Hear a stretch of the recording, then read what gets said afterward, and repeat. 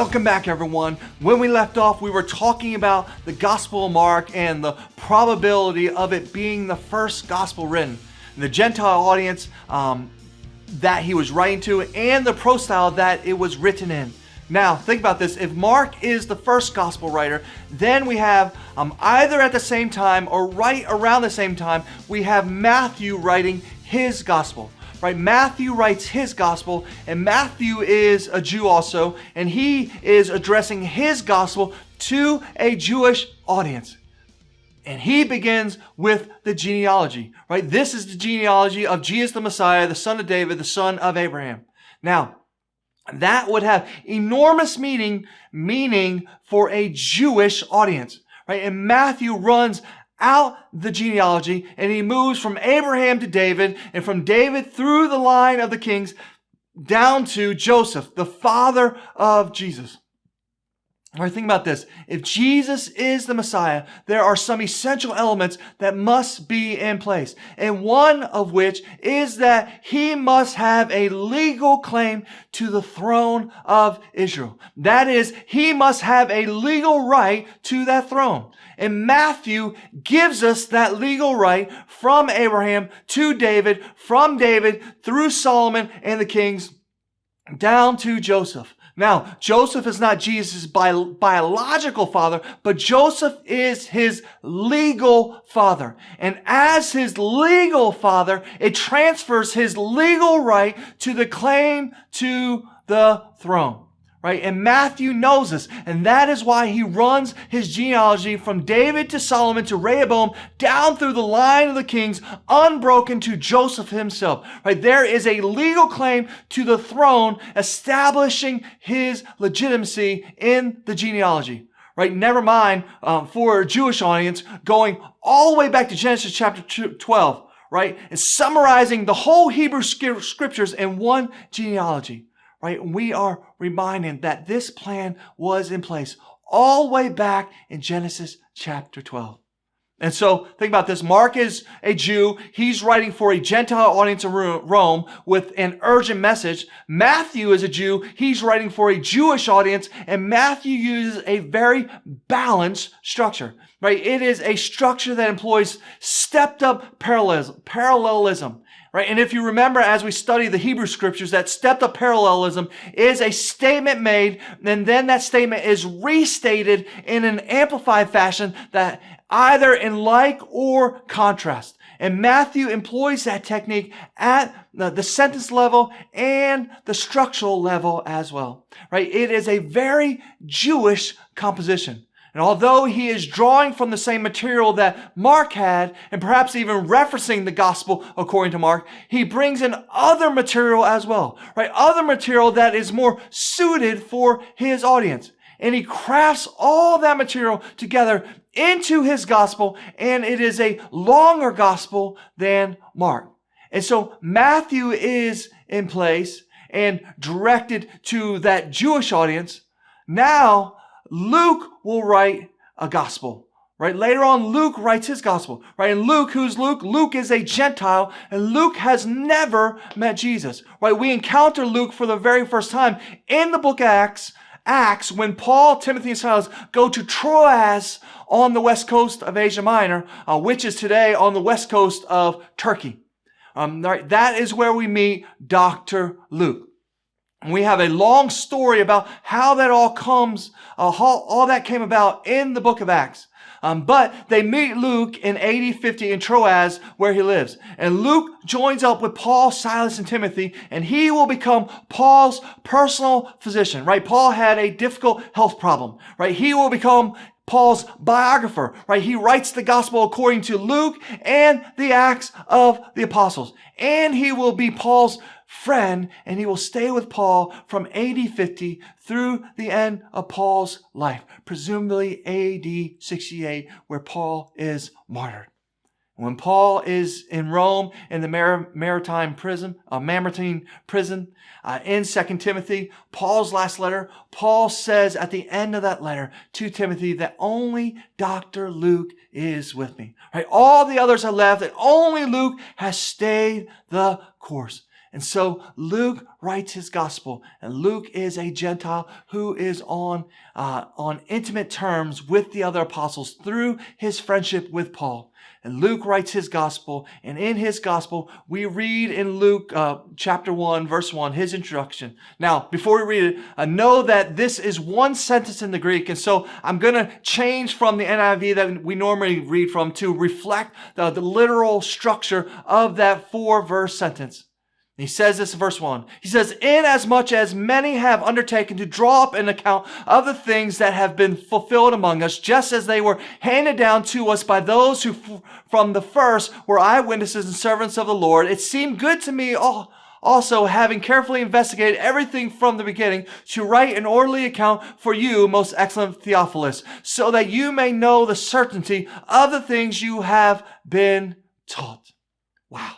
That is our opening sentence, right? And there are a number of things that we should say about that sentence. Number one, it is an absolutely amazing example of classical Greek prose style, right? That one sentence has a protasis and an apodosis. That is, it has a front half and it has a back half that are perfectly balanced.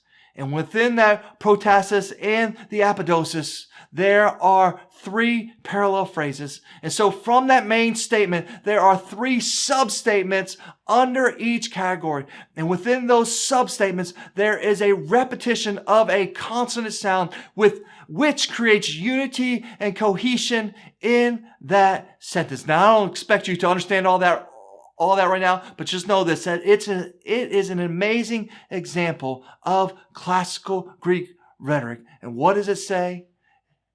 What is Luke saying by that opening sentence? He says, "I know how to write." What he's doing is he's proving that he is a very highly educated man, that he is a medical doctor, and he is well educated in classical learning, which brings credibility to what he is saying. And we see it right here in his opening sentence. Number 2, he was not an eyewitness of the events. And he tells us that I carefully investigated everything from the beginning. I have researched all the stories that I've heard. And Luke most certainly would have had access to both Matthew and Mark's Gospels. How do we know that? Because he incorporates large portions of Matthew and Mark verbatim. And he adds other things as well. Based upon what? Based upon his research.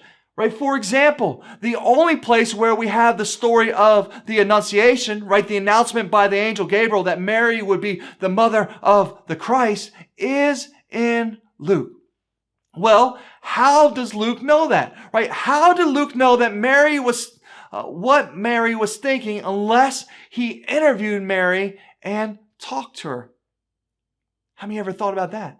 And so he carefully researched all these stories, and he laid them out in a very orderly account. It is a very structured way of writing. Now, why did he do this? For the purpose of a man named Theophilus, right? Who was his audience, right? A single person. And so that Theophilus may know the certainty of the things he has been taught. Right? These are not just fancy stories. These are true stories that have been researched, they have been verified, and these things happen. Right? Peter said that we were eyewitnesses. Right? Luke said, I carefully researched it in order that you might be certain about the things you were taught.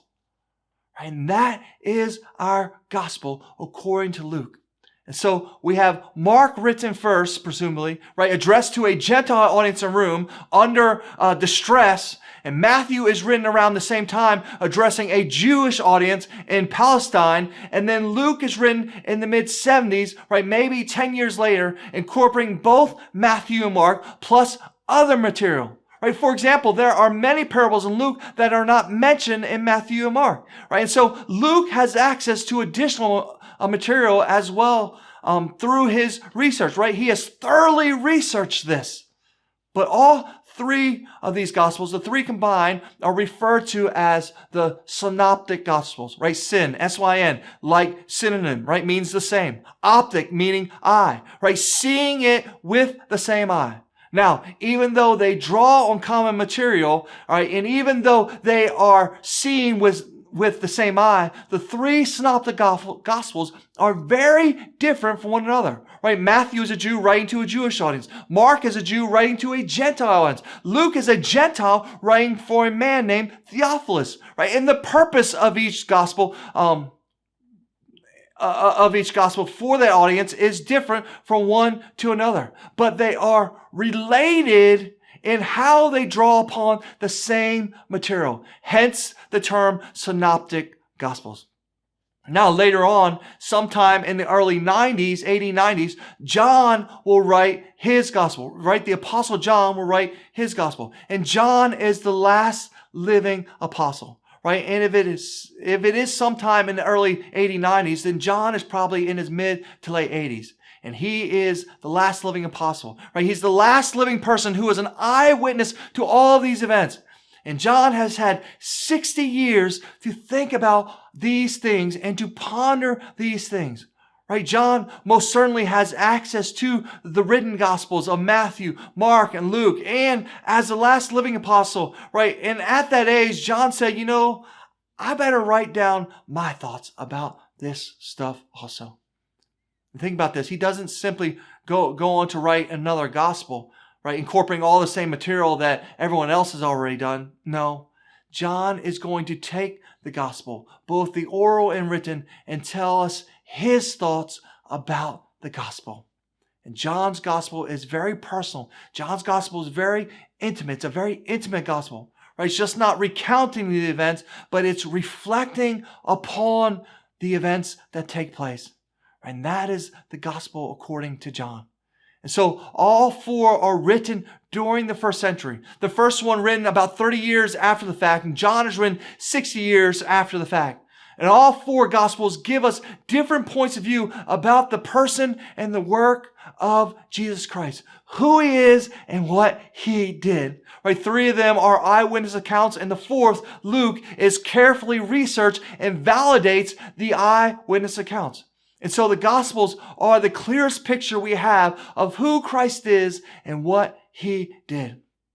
And that is our introduction to the Gospels, right? And if we are going to study the Gospels, then it would be a good thing to start with Matthew, right? Work verse by verse through Matthew, Mark, Luke, and John, all the way till we get to the end of John.